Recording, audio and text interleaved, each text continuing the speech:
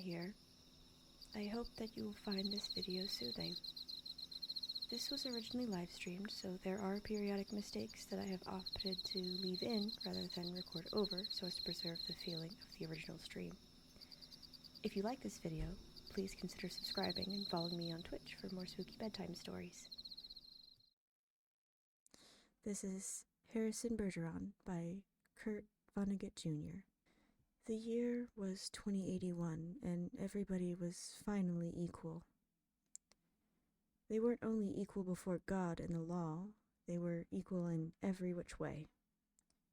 Nobody was smarter than anybody else. Nobody was better looking than anyone else. Nobody was stronger or quicker than anybody else.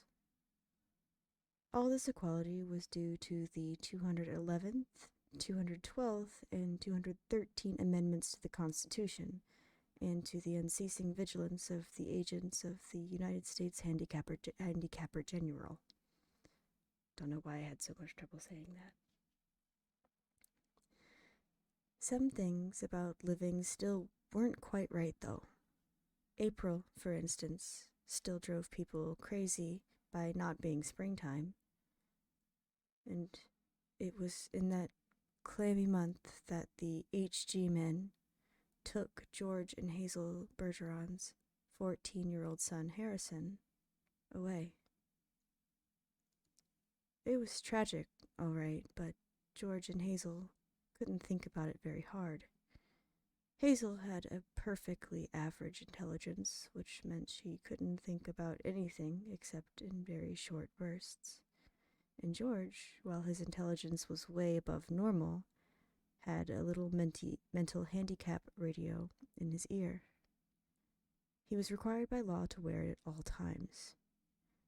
It was tuned to a government transmitter. Every 20 seconds or so, the transmitter would send out some sharp noise to keep people like George from taking unfair advantage of their brains.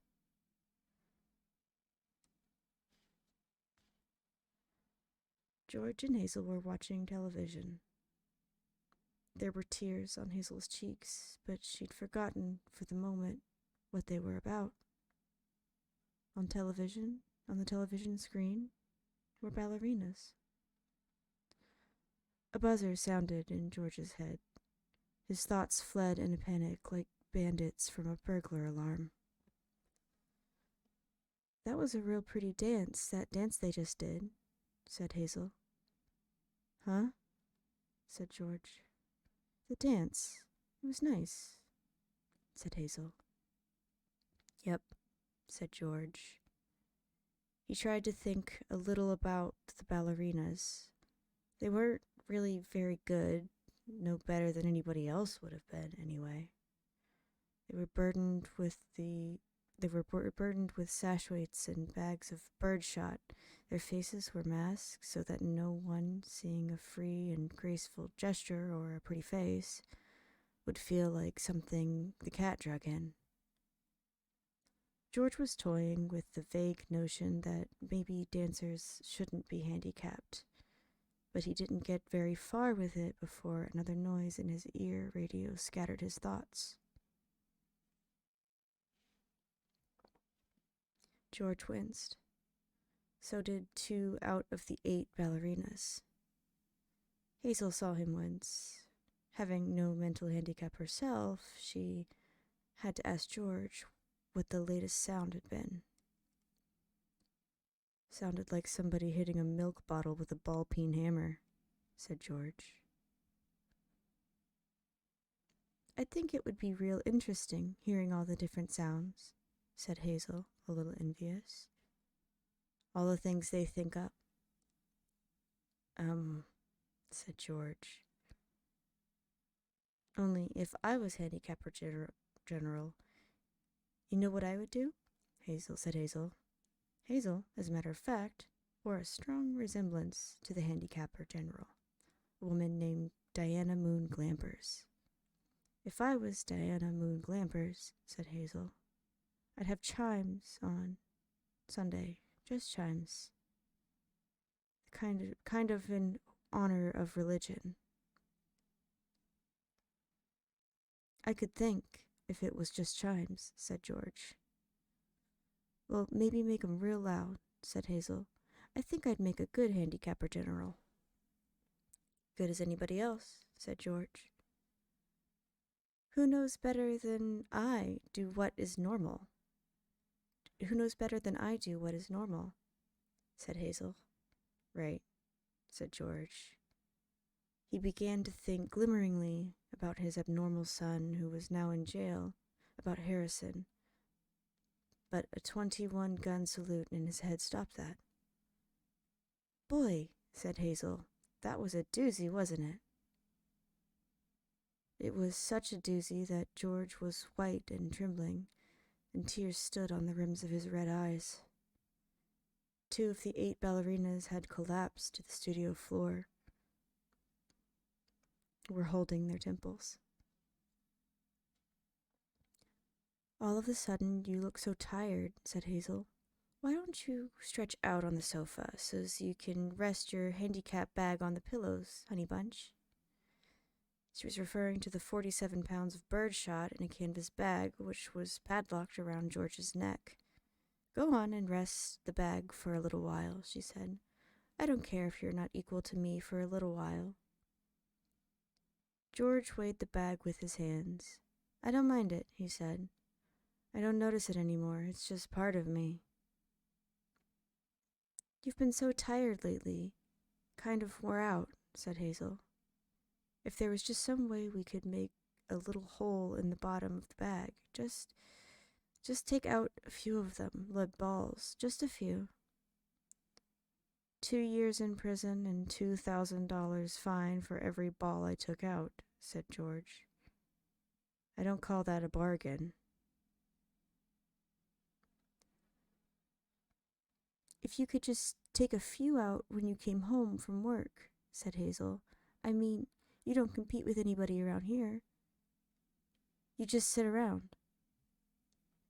If I tried to get away with it, said George, then other people'd get away with it, and pretty soon we'd be right back to the Dark Ages again, with everybody competing against everybody else.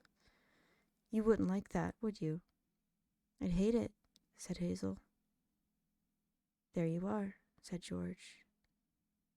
The minute people started cheating on laws, what do you think happens to society? If Hazel hadn't been able to come up with an answer to this question, George couldn't have supplied one. A siren was going off in his head. Reckon it'd fall apart, said Hazel. What would? George said blankly. Society. Hazel said uncertainly. Wasn't that what you just said? Who knows, said George. The television program was suddenly interrupted for a news bulletin. It wasn't clear at first as to what the bulletin was about, since the announcer, like all announcers, had a serious speech impediment. For about half a minute, and in a state of high excitement, the announcer tried to say, "Ladies and gentlemen." He finally gave up, handed the bulletin to a ballerina to read. That's all right, Hazel said of the announcer. He tried. That's a big thing. He tried to do his best with what God gave him. He should get a nice raise for trying so hard. Ladies and gentlemen, the ballerina said, reading the bulletin. She must have been extraordinarily beautiful because the mask she wore was hideous, and it was easy to see that she was the strongest and most graceful of all the dancers, for her handicap bags were as big as those worn by a 200-pound man. And she had to apologize at once for her voice, which was a very unfair voice for a woman to use. Her voice was warm, luminous, timeless melody. Excuse me, she said, and she began again, making her voice absolutely uncompetitive. Harrison Bergeron, age 14, she said in a grackle squawk, has just escaped from jail, where he was held on suspicion of plotting to overthrow the government. He is a genius and an athlete and is under-handicapped and should be regarded as extremely dangerous. A police photograph of Harrison Bergeron was flashed on the screen upside down, then sideways, then upside down again, then right side up. The picture showed the full length of Harrison against the background calibrated in feet and inches. He was exactly 7 feet tall. The rest of Harrison's appearance was Halloween and hardware. Nobody had ever borne heavier handicaps. He had outgrown hindrances faster than the HG men could think them up. Instead of a little ear radio for his mental handicap, he wore a tremendous pair of earphones and spectacles with thick, wavy lenses. The spectacles were intended to make him not only half blind, but give him winging headaches besides. Scrap metal was hung all over him. Ordinarily, there was a certain symmetry and military neatness to the handicaps issued to strong people, but Harrison looked like a walking junkyard. In the race of life, Harrison carried 300 pounds. And to offset his good looks, the HG men required that he wear at all times a red rubber ball for a nose, keep his eyebrows shaved off, and cover his even white teeth with black caps at a snaggletooth random. "If you see this boy," said the ballerina, "do not, I repeat, do not try to reason with him." There was a shriek of a door being torn from its hinges. Screams and barking cries of consternation came from the television set. The photograph of Harrison Bergeron on the screen jumped again and again, as though dancing to the tune of an earthquake. George Bergeron correctly identified the earthquake, and, well, he might have for many years, and while he might have for many was the time his own home had danced in the same crashing tune. "My God," said George, "that must be Harrison." The realization was blasted from his mind instantly by the sound of an automobile collision in his head. George could open his eyes again. When George could open his eyes again, the photograph of Harrison was gone. A living, breathing Harrison filled the screen. Clanking, clownish, and huge, Harrison stood in the center of the studio. The knob of the uprooted studio door was still in his hand. Ballerinas, technicians, musicians, and announcers cowered on their knees before him, expecting to die. "I am the Emperor," cried Harrison. "Do you hear? I am the Emperor. Everybody must do what I say at once." He stamped his foot, and the studio shook. "Even as I stand here," he bellowed, "crippled, hobbled, sickened, I am a greater ruler than any man who ever lived. Now watch me become what I can become." Harrison tore the straps of his handicap harness like wet tissue paper, tore the straps guaranteed to support 5,000 pounds. Harrison's scrap iron handicaps crashed to the floor. Harrison thrust his thumbs under the bar of the padlock that secured his head harness. The bar snapped like celery. Harrison smashed his headphones and spectacles against the wall.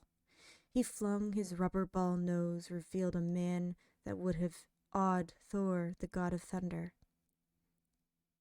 "I shall now select my empress," he said, looking down on the cowering people. "Let the first woman who dares rise to her feet claim her mate and her throne." A moment passed, and then a ballerina arose, swaying like a willow. Harrison plucked the mental handicap from her ear, snapped off her physical handicaps with a marvelous delicacy. Last of all, he removed her mask. She was blindingly beautiful. "Now," said Harrison, taking her hand, Shall we show the people the meaning of the word dance? Music, he commanded. The musicians scrambled back into their chairs, and Harrison stripped them of their handicaps too. Play your best, he told them, and I'll make you barons and dukes and earls. The music began. It was normal at first, cheap, silly, false. But Harrison snatched two musicians from their chairs, waved them like batons as he sang the music, as he wanted it played. He slammed them back into their chairs. The music began again, and it was much improved. Harrison and his empress merely listened to the music for a while, listened gravely, as though synchronizing their heartbeats with it. They shifted their weights to their toes. Harrison placed his big hand on the girl's tiny waist, letting her sense the weightlessness that would soon be hers. And then, in an explosion of joy and grace, into the air they sprang. Not only were the laws of the land abandoned, but the law of gravity and the laws of motion as well. They reeled, whirled, swiveled, flounced, capered, gimbaled, and spun. They leaped like deer on the moon. The studio ceiling was 30 feet high, but each leap brought the dancers nearer to it. It became their obvious intention to kiss the ceiling. They kissed it. And then, neutraling gravity with love and pure will, they remained suspended in the air, inches below the ceiling, and they kissed each other for a long, long time. It was then that Diana Moon Glampers, the handicapper general, came into the studio with a double-barreled 10-gauge shotgun. She fired twice, and the Emperor and Empress were dead before they hit the floor. Diana Moon Glampers loaded the gun again. She aimed it at the musicians and told them they had 10 seconds to put their handicaps back on. Hazel turned to comment about the blackout to George, but George had gone into the kitchen for a can of beer. George came back in with a beer, paused while a handicap signal shook him up, and then sat down again. "You've been crying," he said to Hazel. "Yep," she said. "What about?" he said.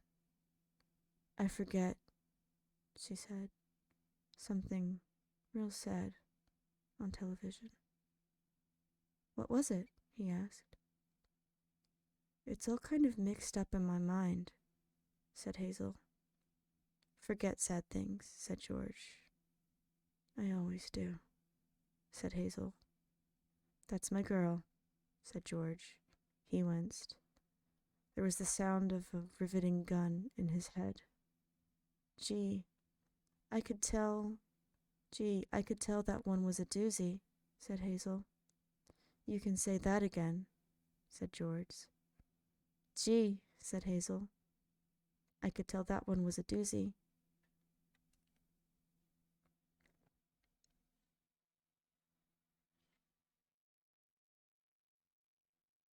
And that concludes Harrison Bergeron.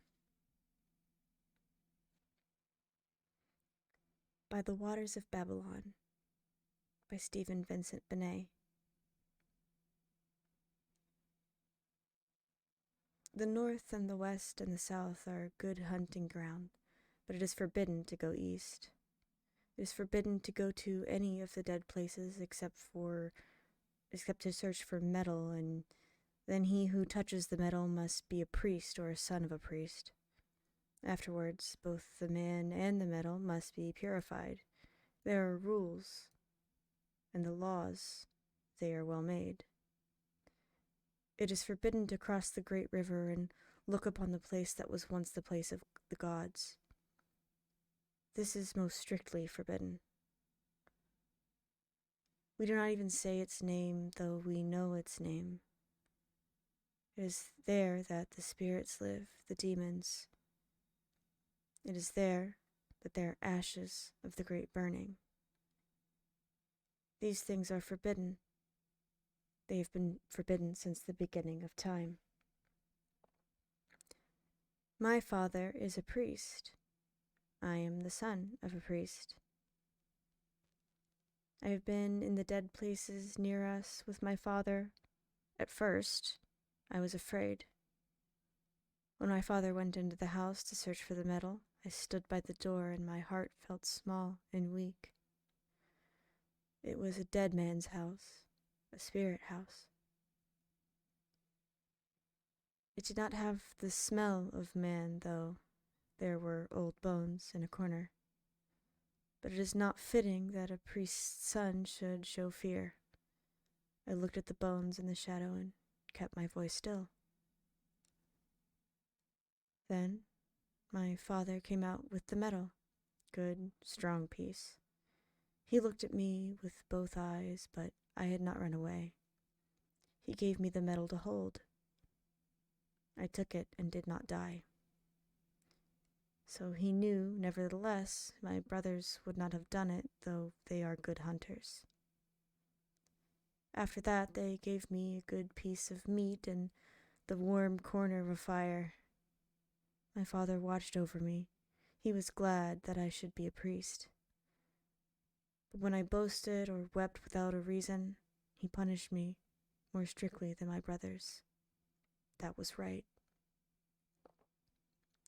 After a time, I myself was allowed to go into the dead houses and search for metal. So I learned the ways of those houses. If I saw bones, I was no longer afraid. The bones are light and old. Sometimes they fall into dust if you touch them. But that is a great sin. I was taught the chants and spells. I was taught how to stop the running of blood from a wound and many secrets. A priest must know many secrets. That was what my father said. If the hunters think we do all things by chants and spells, they may believe so. It does not hurt them. I was taught how to read the old books and how to make the old writings. That was hard for a long time. My knowledge made me happy. It was like a fire in my heart. Most of all, I like to hear of the old days and the stories of the gods. I asked myself many questions that I could not answer, but it was good to ask them. At night, I would lie awake and listen to the wind.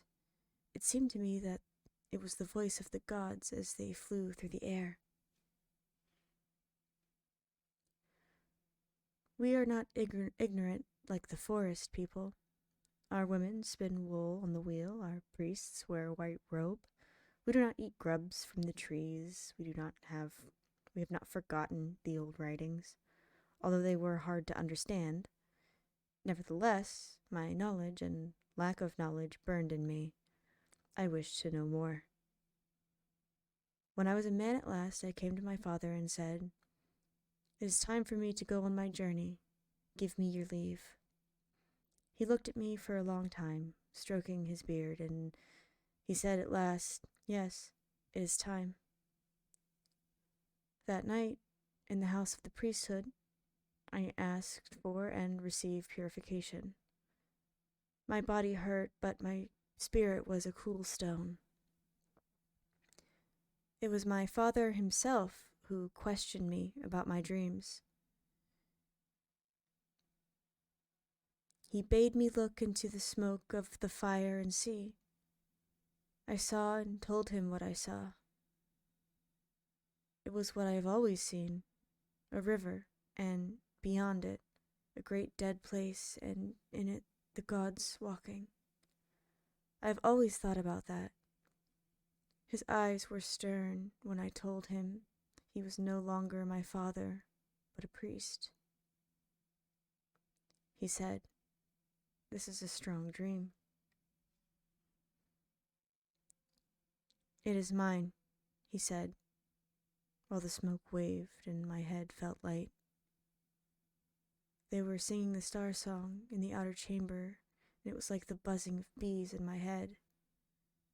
He asked me how the gods were dressed, and I told him how they were dressed. We know how they were dressed from the book, but I saw them as if they were before me. When I had finished, he threw the sticks 3 times and studied them as they fell.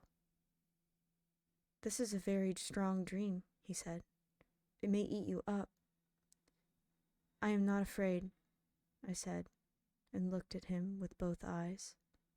My voice sounded thin in my ears, but that was because of the smoke. He touched me on the breast and the forehead. He gave me the bow and the 3 arrows. He gave me the bow and the 3 arrows. "Take them," he said. "It is forbidden to travel east. It is forbidden to cross the river. It is forbidden to go to the place of the gods. All these things are forbidden." "All these things are forbidden," I said, but it was my voice that spoke, and not my spirit. "My son," he said, "I once had young dreams. If your dreams do not eat you up, you may be a great priest. If they eat you, you are still my son. Now go on your journey." I went fasting, as is the law. My body hurt, but not my heart. When the dawn came, I was out of sight of the village. I prayed and purified myself, waiting for a sign. The sign was an eagle. It flew east.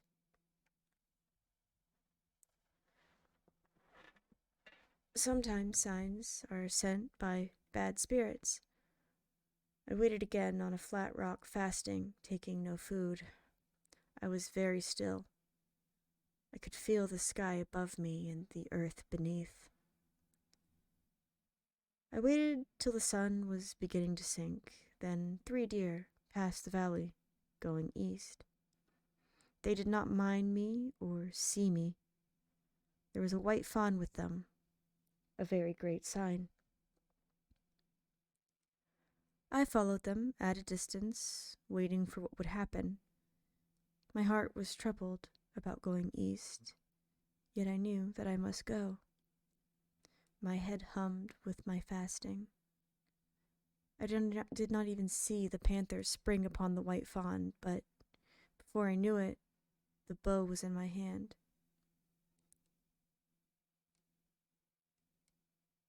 I shouted, and the panther lifted his head from the fawn.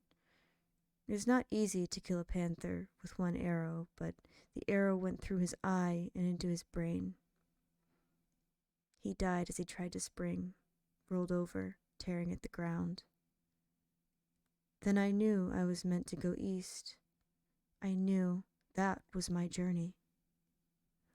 When the night came, I made my fire and roasted meat.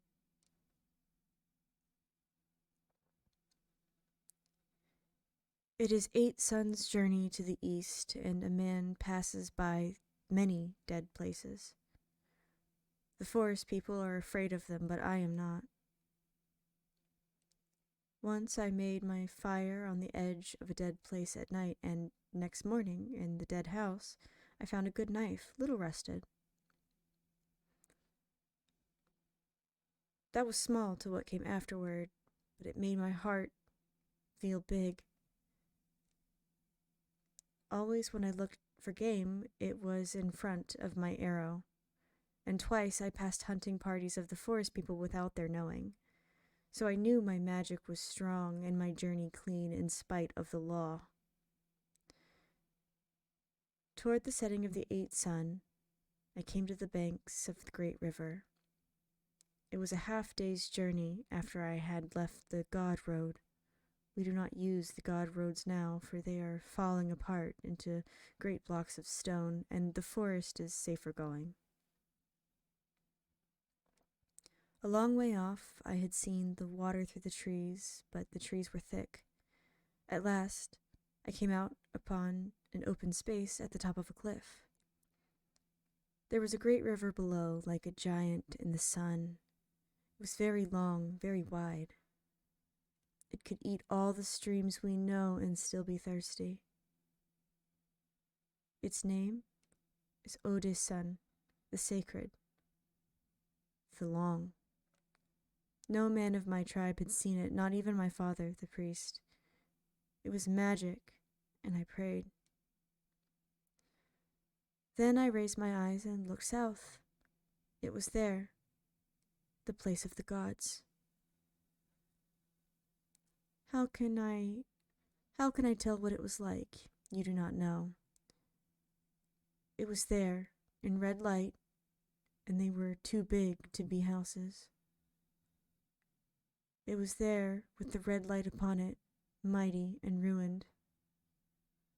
I knew that in another moment the gods would see me. I covered my eyes with my hands and crept back into the forest. Surely that was enough to do and live. Surely it was enough to spend the night upon the cliff. The forest people themselves would not come near. Yet, all through the night, I knew that I should have to cross the river and walk in the places of the gods, although the gods ate me up. My magic did not help me at all, and yet there was a fire in my bowels, a fire in my mind. When the sun rose, I thought, my journey has been clean. Now I will go home from my journey. But even as I thought so, I knew I could not. If I went to the place of the gods, I would surely die, but if I did not go, I could never be at peace with my spirit again. It is better to lose one's life than one's spirit, if one is a priest and the son of a priest. Nevertheless, as I made the raft, the tears ran out of my eyes. The forest people could have killed me without a fight if they had come upon me then, but they did not come. When the raft was made, I said the sayings for the dead and painted myself for death. My heart was cold as a frog and my knees like water, but the burning in my mind would not let me have peace. As I pushed the raft from the shore, I began my death song. I had the right. It was a fine song. I am John, son of John, I sang. My people are the hill people, they are men. I go into dead places, but I am not slain. I take metal from the dead places, but I am not blasted. I travel upon the god roads, and I am not afraid. Iya, I have killed the panther. I have killed the fawn. Iya, I have come to the great river. No man has come there before. It is forbidden to go east, but I have gone. Forbidden to go on the great river, but I am there. Open your hearts, you spirits, and hear my song. Now I go to the place of the gods. I shall not return. My body is painted for death and my limbs weak, but my heart is big as I go to the place of the gods. All the same, when I came to the place of the gods, I was afraid. The current of the great river is strong. It gripped my raft with its hands. That was magic, for the river itself is wide and calm. I could feel the evil spirits about me. I was swept down the stream. Never have I been so much alone. I tried to think of my knowledge, but it was a squirrel's heap of winter nuts. There was no strength in my knowledge any more, and I felt small and naked as a new-hatched bird, alone upon the great river, the servant of the gods. Yet, after a while, my eyes were opened, and I saw both banks of the river. I saw that once there had been god roads across it, though now they were broken and fallen like broken vines. Very great they were, and wonderful and broken in the time of the great burning when the fire fell out of the sky. and always the current took me nearer to the place of the gods, and the huge ruins rose before my eyes. I do not know the customs of rivers.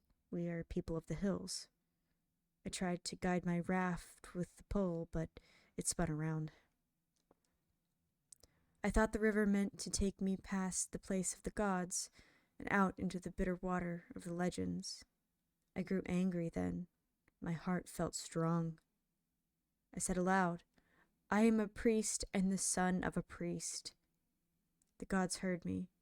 They showed me how to paddle with the pole on one side of the raft. The current changed itself. I drew near to the place of the gods. When I was very near, my raft struck and turned over. I can swim in our lakes. I swam up to the shore.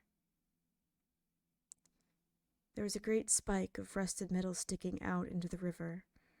I hauled myself up on it and sat there, panting. I had saved my bow and 2 arrows and the knife I found in the dead place, but that was all.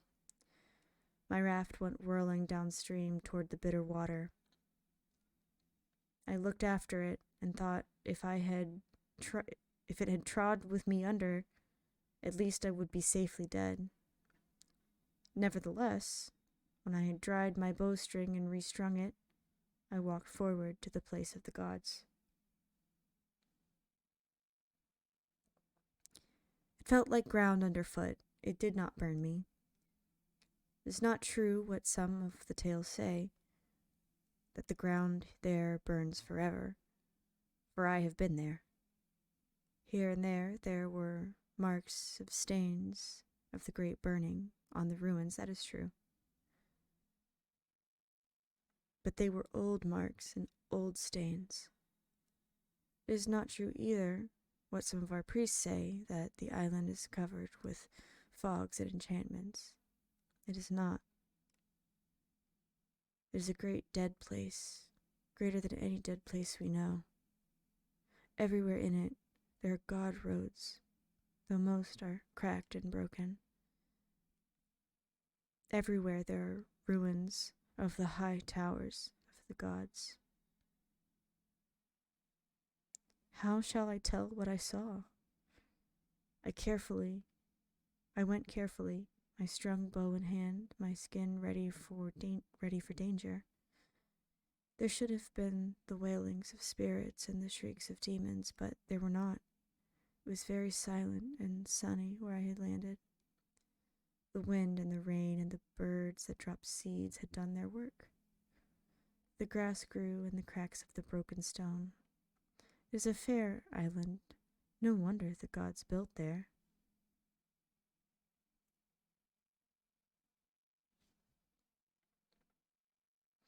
If I had come there, a god, I would have also built. How shall I tell what I saw? The towers are not all broken. Here and there one still stands, like a great tree in a forest, and the birds nest high. But the towers themselves look blind, for the gods are gone. I saw a fishhawk catching a fish in the river. I saw a little dance of white butterflies over a great heap of broken stones and columns. I went there and looked about me. There was a carved stone with cut letters broken in half. I can read letters, but I could not understand these. It said, Ubtrees, Ubtreas. There was also the shattered image of a man or a god. It had been made of white stone, and he wore his hair tied back like a woman's. His name was Ashing. As I read on the cracked half of a stone, I thought it wise to pray to Ashing, though I do not know that god.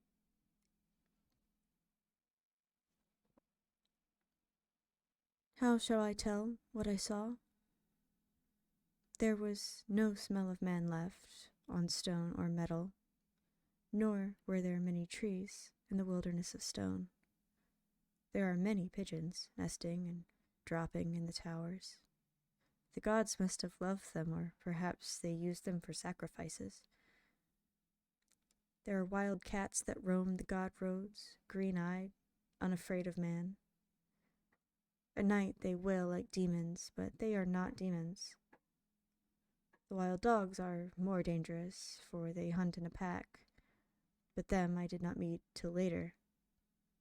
Everywhere there are carved stones, carved with magical numbers or words.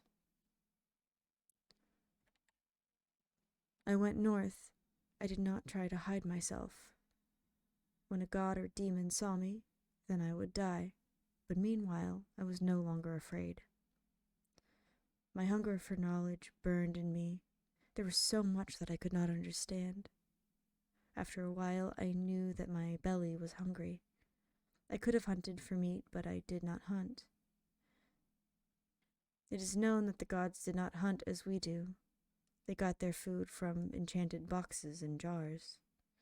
Sometimes these are still found in the dead places. Once, when I was a child and foolish, I opened such a jar and tasted it and found the food sweet. But my father found out and punished me for it strictly, for often that food is death. Now, though, I had long gone past what was forbidden, and I entered the likeliest towers, looking for the food of the gods. I found it at last in the ruins of a great temple in the mid-city. A mighty temple it must have been, for the roof was painted like a sky at night with its stars. That much I could see, though the colors were faint and dim. It went down into the great caves and tunnels. Perhaps they kept their slaves there. But when I started to climb down, I heard the squeaking of rats, so I did not go. Rats are unclean, and there must have been many tribes of them from the squeaking. But near there I found food, in the heart of a ruin, behind a door that was still opened. I ate only the fruits from the jars. They had a very sweet taste. There was a drink, too, in bottles of glass. The drink of the gods was strong and made my head swim. After I had eaten and drunk, I slept on the top of a stone, my bow at my side. When I woke, the sun was low. Looking down from where I lay, I saw a dog sitting on his haunches. His tongue was hanging out of his mouth. He looked as if he were laughing. He was a big dog with a gray-brown coat, big as a wolf. I sprang up and shouted at him, but he did not move. He just sat there, as if he were laughing. I did not like that. When I reached for a stone to throw, he moved swiftly out of the way of the stone. He was not afraid of me. He looked at me as if I were meat. No doubt I could have killed him with an arrow, but I did not know if there were others. Moreover, the night was falling. I looked about me. Not far away there was a great, broken god road leading north. The towers were high enough, but not so high, and while many of the dead houses were wrecked, there were some that stood. I went towards this god road, keeping to the heights of the ruins, while the dog followed. When I had reached the god road, I saw that there were others behind him. If I had slept later, they would have come upon me asleep and torn out my throat. As it was, they were sure enough of me. They did not hurry. When I went into the dead house, they kept watch at the entrance. Doubtless they thought they would have a fine hunt.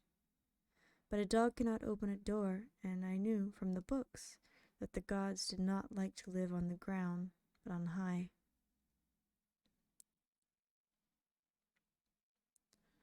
I had just found a door I could open when the dogs decided to rush.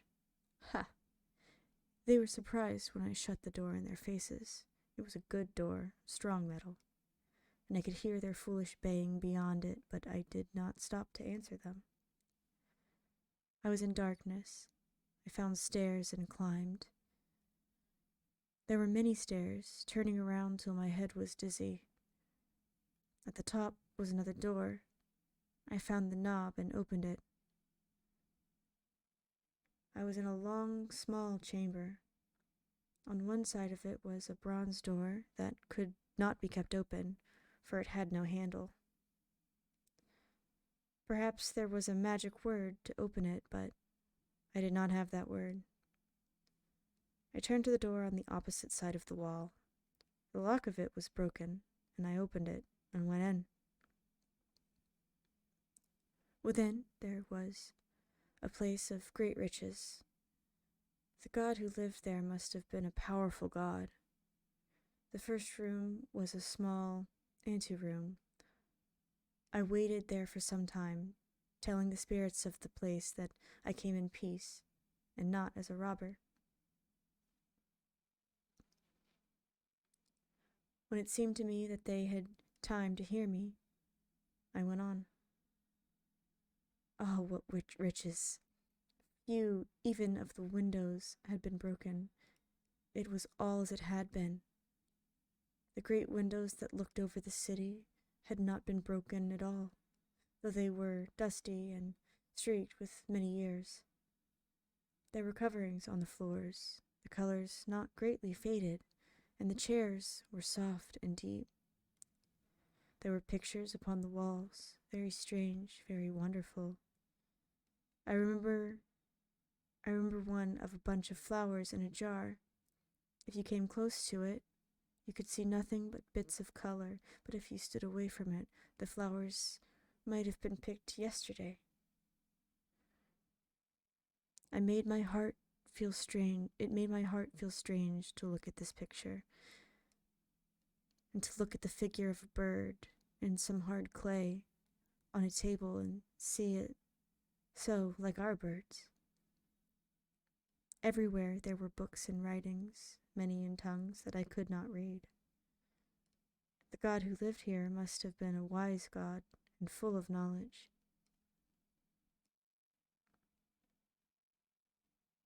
I felt I had a right there, as I sought knowledge also.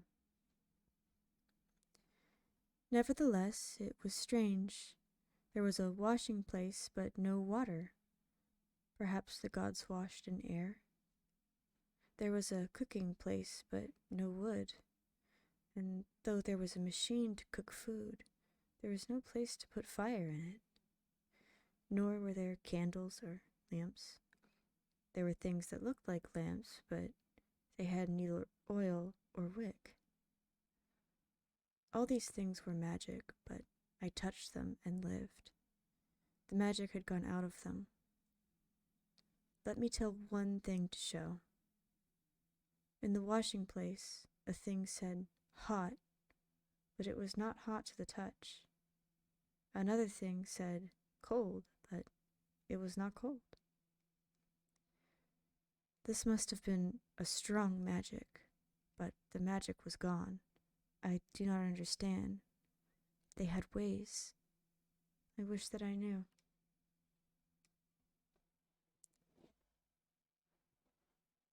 It was close and dry and dusty in the house of the gods. I have said the magic was gone, but that is not true. It had gone from the magic things, but it had not gone from the place. I felt the spirits about me, weighing upon me. Nor had I ever slept in a dead place before, and yet tonight I must sleep here. When I thought of it, my tongue felt dry in my throat in spite of my wish for knowledge. Almost I would have gone down again and faced the dogs, but I did not. I had not gone through all the rooms when the darkness fell. When it fell, I went back to the big room overlooking the city and made fire. There was a place to make fire, and a box with wood in it, though I do not think they cooked there. I wrapped myself in a floor covering and slept in front of the fire. I was very tired. Now I tell what is very strong magic. I woke in the midst of the night, and when I woke, the fire had gone out and I was cold. It seemed to me that all around me there were whisperings and voices. I closed my eyes to shut them out. Some will say that I slept again, but I do not think that I slept. I could feel the spirits drawing my spirit out of my body as a fish is drawn on a line. Why should I lie about it? I am a priest and the son of a priest. If there are spirits, as they say, in the small dead places near us, what spirits must there not be in a great place of the gods? And would they not wish to speak after such long years? I know that I felt myself drawn as a fish is drawn on a line. I had stepped out of my body, but I could see my body asleep in front of the cold fire. But it was not I. I was drawn to look out upon the city of the gods. It should have been dark, for it was night, but it was not dark. Everywhere there were lights, lines of light, circles and blurs of light. 10,000 torches would not have been the same. The sky itself was alight. You could barely see the stars for the glow in the sky.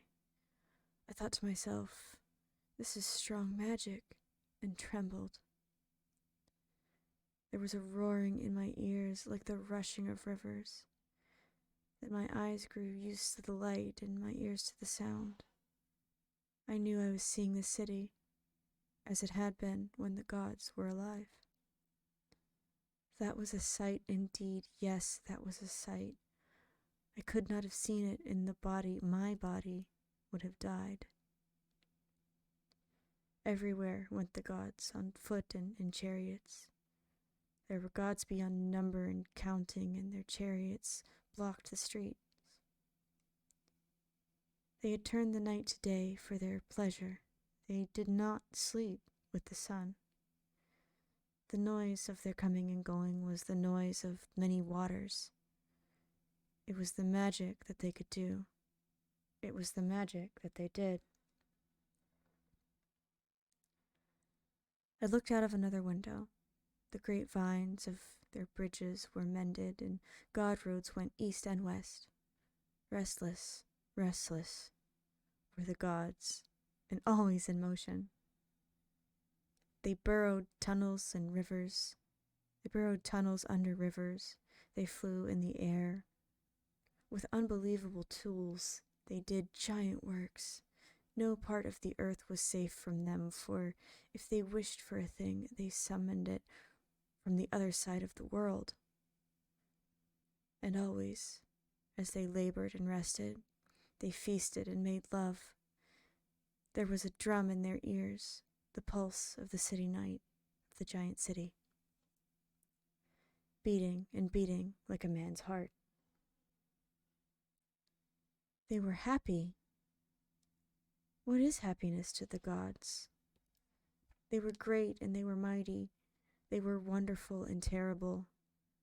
As I looked upon them in their magic, I felt like a child, but a little more, it seemed to me, and they would pull down the moon from the sky. I saw them with wisdom beyond wisdom and knowledge beyond knowledge, and yet not all they did was well done. Even I could see that, and yet their wisdom could not but grow until all was peace. Then I saw their fate come upon them, and that was a terrible past speech. It came upon them as they walked the streets of their city. I have been in fights with the forest people. I have seen men die, but this was not like that. When the gods war with gods, they use weapons we do not know. It was fire falling of the sky, and a mist that poisoned. It was the time of the great burning and the destruction. They ran about like ants in the city streets. Poor gods, poor gods. Then the towers began to fall. A few escaped, yes, a few. The legends tell it. But even after the city had become a dead place, for many years the poison was still on the ground. I saw it happen. I saw the last of them die. It was darkness over the city, broken, and I wept. All this I saw it as I have told it, though not in the body. When I awoke in the morning, I was hungry, but I did not think first of my hunger, for my heart was perplexed and confused. I knew the reason for the dead places, but I did not see why it had happened. It seemed to me it should not have happened, with all the magic they had. I went through the house looking for an answer. There was so much in the house that I could not understand, and yet I am a priest and the son of a priest. It was like being on one side of the great river at night with no light to show the way. When I saw the dead god, he was sitting in his chair by the window in a room that I had not entered before, and for the first moment I thought he was alive. Then I saw the skin on the back of his hand. It was dry like leather. The room was shut, hot and dry. No doubt that had kept him as he was. At first I was afraid to approach him. Then the fear left me. He was sitting, looking out over the city. He was dressed in the clothes of the gods. His age was neither young nor old. I could not tell his age. But there was a wisdom on his face and great sadness. You could see that he would not have run away. He had sat at this window watching his city die, and then he himself had died. But it is better to lose one's life than one's spirit, and you could see from the face that his spirit had not been lost. I knew that if I touched him, he would fall into dust, and yet there was something unconquered in that face. That is all of my story, for then I knew he was a man. I knew that they had been men, neither gods nor demons. It is a great knowledge, hard to tell and believe. There were men. They went a dark road, but they were men. I had no fear after that. I had no fear of going home. Thought twice I fought off the dogs, and once I was hunted for 2 days by the forest people. When I saw my father again, I prayed and was purified. He touched my lips and my breast, and he said, "You went away a boy. You come back a man and a priest." I said, "Father, they were men. I have been in the place of the gods and seen it. Now slay me if that is law, but I still know they were men." He looked at me out of both eyes. He said, "The law is not always the same shape. You have done what you have done. I could not have done it in my time, but you come after me. Tell." I told, and he listened. After that, I wished to tell all the people, but he showed me otherwise. He said, "Truth is a hard deer to hunt. If you eat too much truth at once, you may die of the truth. it was not idly that our fathers forbade the dead places. He was right.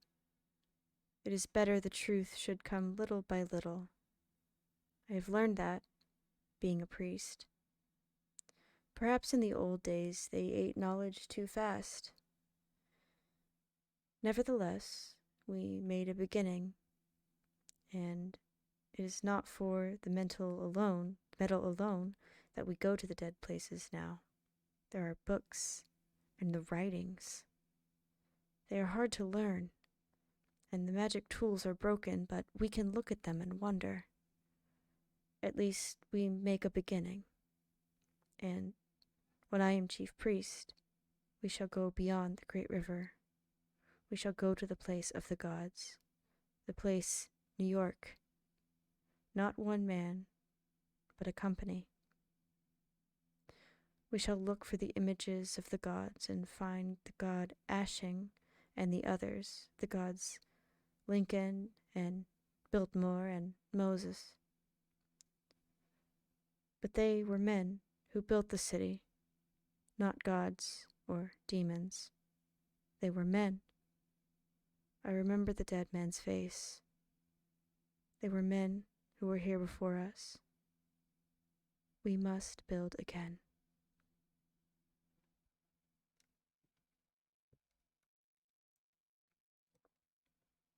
By the Waters of Babylon.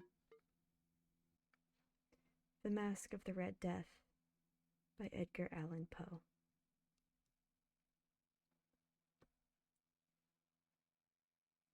The Red Death had long devastated the country. No pestilence had ever been so fatal or so hideous. Blood was its avatar and its seal, the redness and the horror of blood. There were sharp pains and sudden dizziness, and then profuse bleeding at the pores with dissolution. The scarlet stains upon the body, and especially upon the face of the victim, were the pest ban which shut him out from the aid and from sympathy of his fellow men.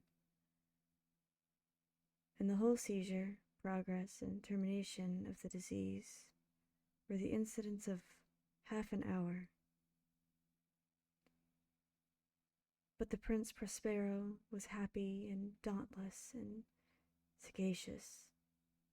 When his dominions were half depopulated, he summoned his presence 1,000 hale and light-hearted friends from among knights and dames of his court, and with these retired into the deep seclusion of one of his castellated abbeys. This was an extensive and magnificent structure, the creation of the prince's own eccentric yet august taste. A strong and lofty wall girdled in. This wall had gates of iron. The courtiers, having entered, brought furnaces and massy hammers and welded the bolts. They resolved to leave means neither of ingress nor egress to the sudden impulses of despair or of frenzy from within.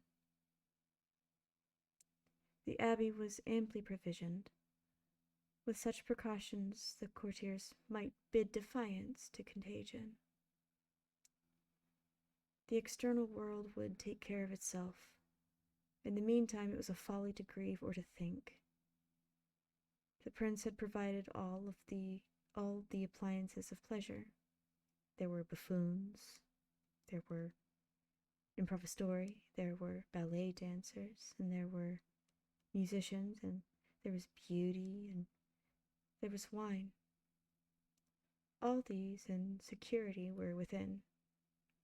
Without was the Red Death.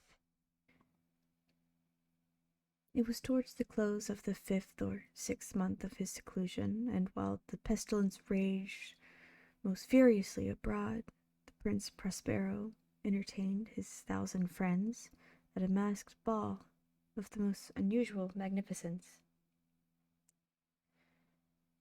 It was a voluptuous scene, that masquerade, but first let me tell of the rooms in which it was held.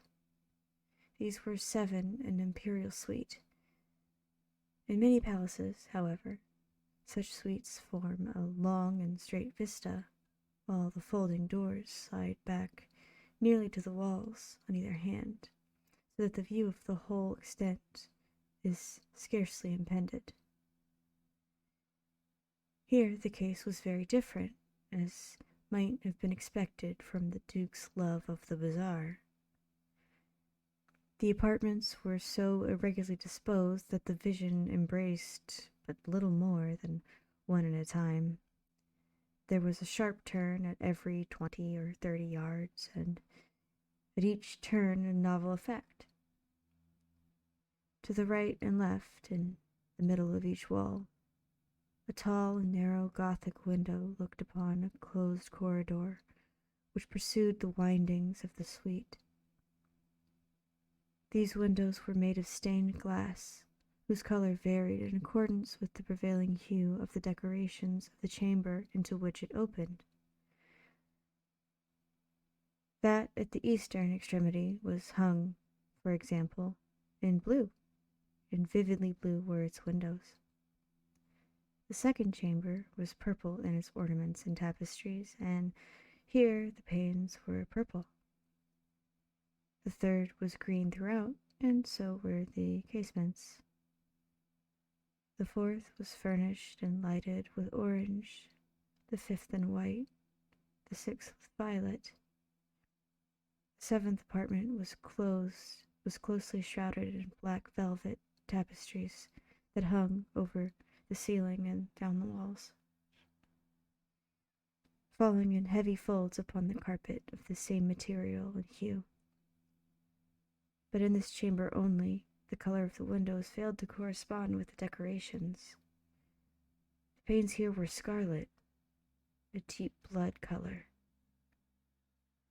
Now, in no one of the 7 apartments there was any lamp or candelabra. Amid the profusion of golden ornaments that lay scattered to and fro or depended from the roof, there was no light of any kind emanating from the lamp or candle within the suite of the chambers.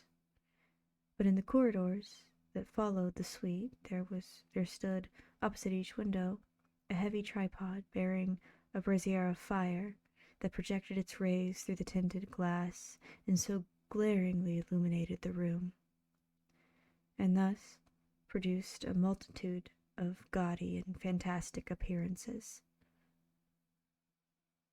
But in the western or black chamber the effect of the firelight that streamed upon the dark hangings through the blood-tinted panes was ghastly and extreme, and produced so wild a look upon the countenances of those who entered that there were few of the company bold enough to set foot within its precincts at all. It was in this apartment also that there stood, against the western wall, a gigantic clock of ebony. Its pendulum swung to and fro with a dull, heavy, monotonous clang. And when the minute hand struck, made the circuit of the face, and the hour was to be stricken, there came from the brazen lungs of the clock a sound which was clear and loud and deep and exceedingly musical, but so peculiar of a note and emphasis that, at each lapse of an hour, the musicians of the orchestra were constrained to a pause momentarily in their performance to hearken to the sound, and thus the waltzers perforce ceased their evolutions, and there was a brief disconcert of the whole gay company, and while the chimes of the clock yet rang, it was observed that the giddiest grew pale, and the more aged and sedate passed their hands over their brows, as if in confused reverie or meditation. But when the echoes had fully ceased, a laughter at once pervaded the assembly. The musicians looked at each other and smiled as if their own nervousness and folly, and made whispering vows to each other.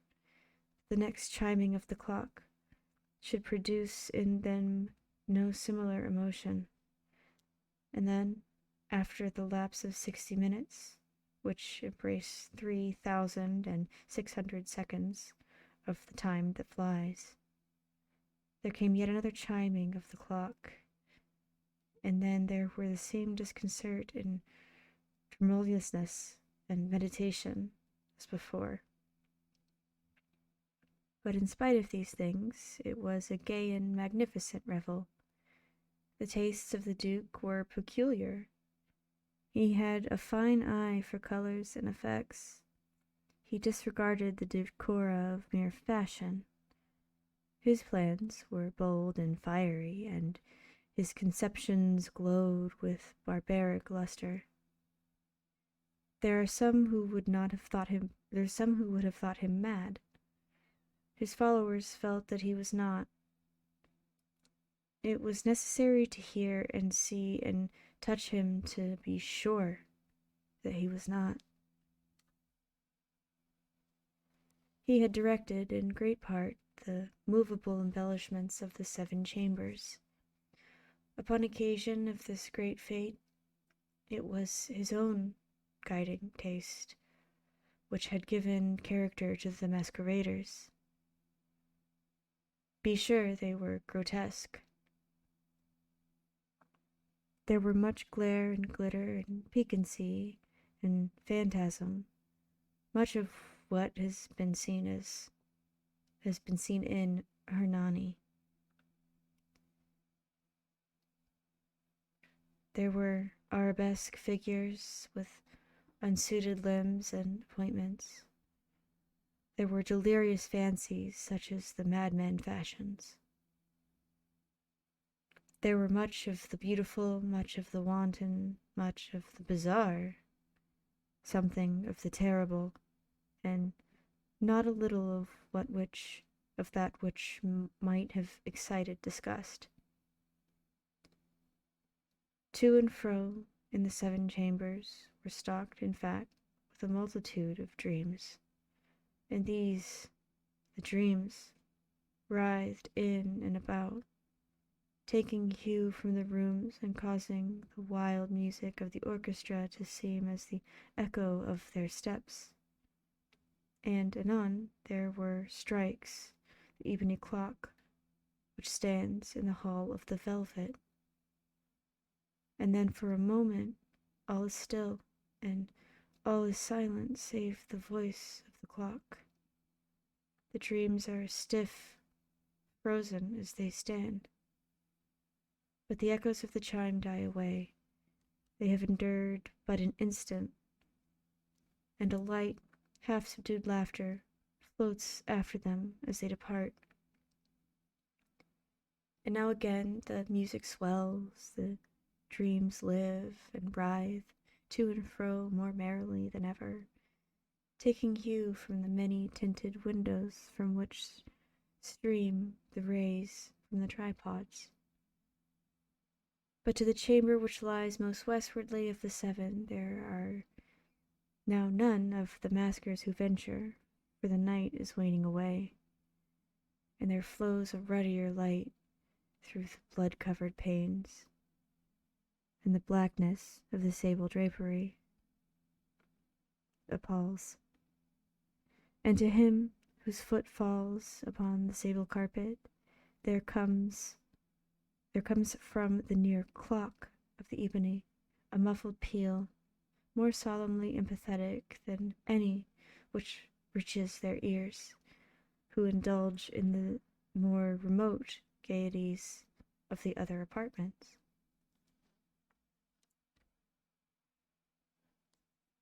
But these other apartments were densely crowded, and in them beat feverishly the heart of life. And the revel went whirlingly on until at length there commenced the sound of midnight upon the clock. And then the music ceased, as I have told, and the evolutions of the waltzers were quieted, and there was an uneasy succession of all things as before. But now there were 12 strokes to be sounded by the bell of the clock, and thus it happened.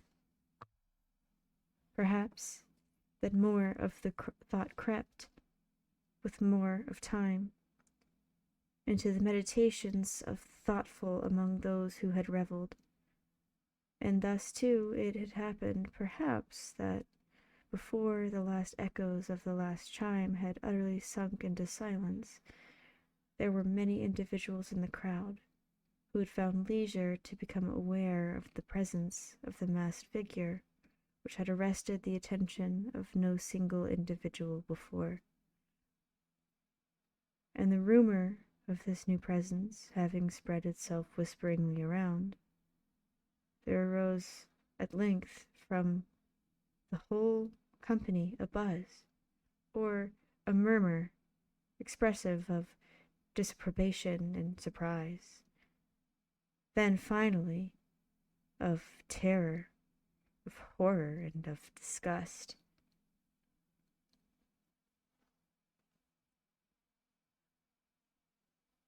In an assembly of phantasms such as I have painted, it may well be supposed that no ordinary appearance could have excited such a sensation. In truth, the masquerade license of the night was nearly unlimited, but the figure in question had out-Heroded the Herod, and gone beyond the bounds of even the prince's indefinite decorum. There are chords in the hearts of the most reckless which cannot be touched without emotion. Even with the utterly lost, to whom life and death are equally jests, there are matters of which no jest can be made. The whole company, indeed, seemed now deeply to feel that in the costume and bearing of the stranger neither wit nor propriety existed.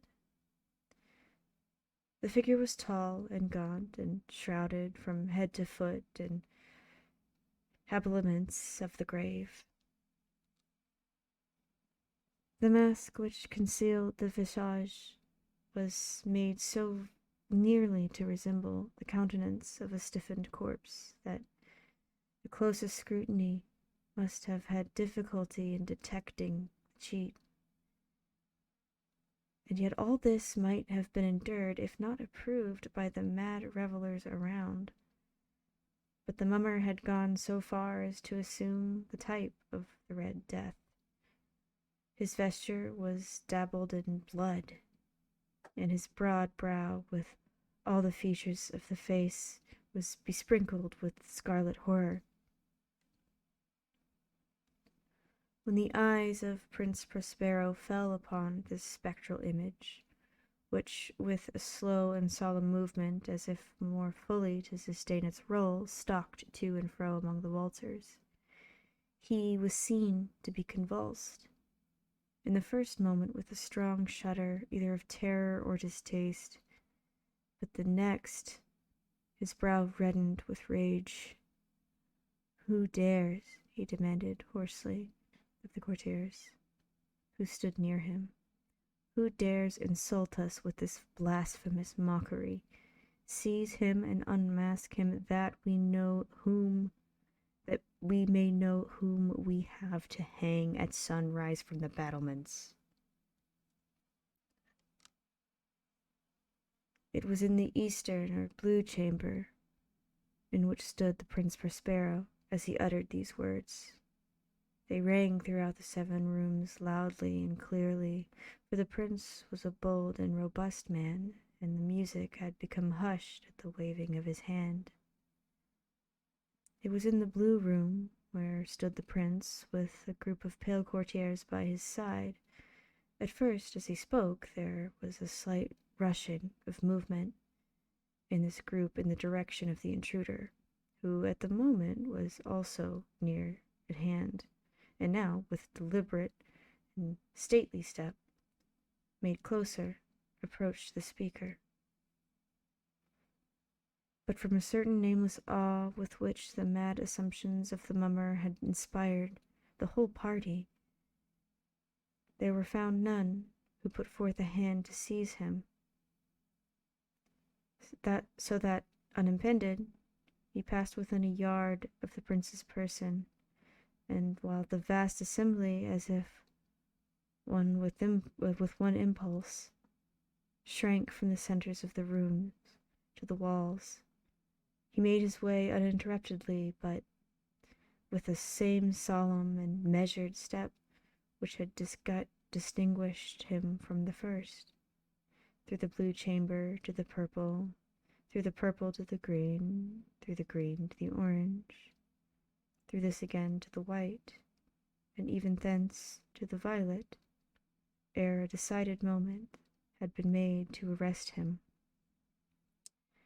It was then, however, that Prince Prospero, maddening with rage and the shame of his own momentary cowardice, rushed hurriedly through the 6 chambers, while none followed him on account of the deadly terror that had seized upon all. He bore aloft a drawn dagger, and had approached in rapid impetuosity within 3 or 4 feet of the retreating figure, when the latter, having attained extremity of the velvet apartment, turned suddenly and confronted his pursuer. There was a sharp cry, and the dagger dropped gleaming upon the sable carpet, upon which, instantly afterward, fell prostrate in the death of Prince Prospero. Then, summoning the wild courage of despair, a throng of revelers at once threw themselves into the black apartment, and seizing the mummer, whose tall figure stood erect and motionless within the shadow of the evening clock, gasped in unutterable terror at finding the grave cerements and corpse-like mask which they handled with so violent a rudeness, untenanted by any tangible form.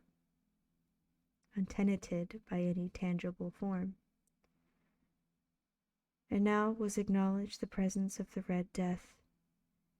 He had come like a thief in the night, and one by one dropped the revelers in the blood-bedewed halls of their revel, and died each in the despairing posture of his fall.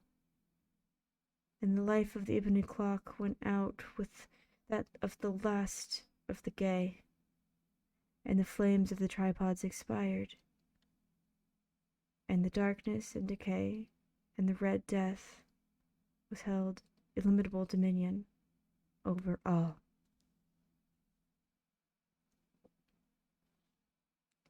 And so concludes The Masque of the Red Death. But thank you all for coming. I hope that you enjoyed this. I hope that it was relaxing and soothing, despite being a little bit dark. I certainly enjoyed reading. And I will see you all next time. Good night.